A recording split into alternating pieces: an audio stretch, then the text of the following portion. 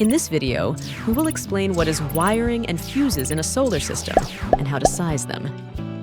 In a solar system, wire connects all the components and all the electricity flows through it.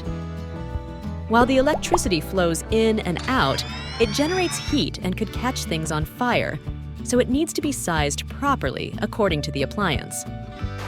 There are two factors we need to find out: the distance that the wire needs to be and the amps that the wire needs to carry. But no worry, it's easy peasy to calculate with these formulas. Then, we can jump on the internet and search for a wire gauge chart. It will tell what gauge of wire to use for that size of load at that distance.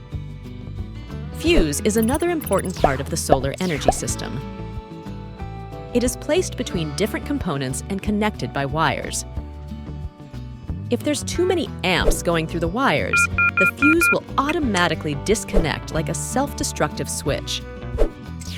To find the right size of the fuse that protects both the appliance and the wire itself, simply multiply the appliance's amp rating by 125%, which is the optimal method for most situations.